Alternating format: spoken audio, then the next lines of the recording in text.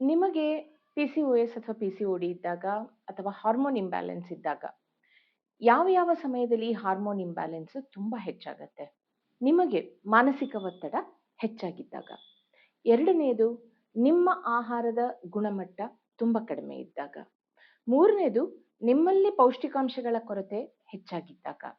ಮತ್ತೆ ಹಾಗೇನೆ ನೀವು ನಿದ್ದೆ ಸರಿಯಾಗಿ ಯಾವಾಗ ಮಾಡೋದಿಲ್ಲ ಆವಾಗ. ಮತ್ತೆ ದೈಹಿಕವಾಗಿ ನಿಮ್ಮ ಒಂದು ಆಕ್ಟಿವಿಟಿಗಳು, ನಿಮ್ಮ ಒಂದು ಫಿಸಿಕಲ್ ಆಕ್ಟಿವಿಟಿಗಳು ಯಾವಾಗ ಕಡಿಮೆ ಇರುತ್ತೆ ಆವಾಗ. ಈ ಸಮಯಗಳಲ್ಲಿ ನಿಮ್ಮ ಹಾರ್ಮೋನ್ ಇಂಬ್ಯಾಲೆನ್ಸು ತುಂಬ ಜಾಸ್ತಿ ಆಗಿರುತ್ತೆ. ಯಾವಾಗ ಈ ಹಾರ್ಮೋನ್ ಇಂಬ್ಯಾಲೆನ್ಸ್ ಜಾಸ್ತಿ ಆಗುತ್ತೆ ಆವಾಗ ನಿಮಗೆ ಸಮಯಕ್ಕೆ ಸರಿಯಾಗಿ ನಿಮಗೆ ಪಿರಿಯಡ್ ಆಗೋದಿಲ್ಲ, ಆಮೇಲಿಂದ ಮಕ್ಕಳಾಗ್ತಾ ಇರೋದಿಲ್ಲ, ಅಥವಾ ಒಳ್ಳೆ ಆರೋಗ್ಯವಂತವಾದಂತಹ ಒಂದು ಅಂಡಾಣು ಅಥವಾ ಎಗ್ ಬರ್ತಾ ಇರೋದಿಲ್ಲ.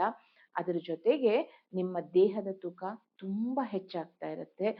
ಆಮೇಲಿಂದ ಫೇಶಿಯಲ್ ಹೇರ್ ಲಾಸು ಈ ಥರದ್ದು ಸಹ ತೊಂದರೆಗಳಿರುತ್ತೆ. ಇದೆಲ್ಲದಕ್ಕೂನುವೆ ನಿಮಗೆ ನೈಸರ್ಗಿಕವಾಗಿ ಪರಿಹಾರ ಬೇಕು ಅಂತ ಹೇಳಿದ್ರೆ, ನಾನು ಪ್ರತಿ ಗುರುವಾರ ಮತ್ತೆ ಭಾನುವಾರ ಒಂದು ಉಚಿತವಾದಂತಹ ಒಂದು ಕ್ಲಾಸ್ ಈ PCOS ಬಗ್ಗೆ ನಡೆಸ್ತೇನೆ. ಅದಕ್ಕೆ ಬನ್ನಿ, ನೀವು ಸಹ ರಿಜಿಸ್ಟರ್ ಆಗಿ ನನಗೆ ಎಸ್ ಅಂತ ಕಾಮೆಂಟ್ ಮಾಡಿ, ನಾನು ನಿಮಗೆ ರಿಜಿಸ್ಟ್ರೇಷನ್ ಲಿಂಕನ್ನು ಕಳಿಸ್ಕೊಡ್ತೇನೆ.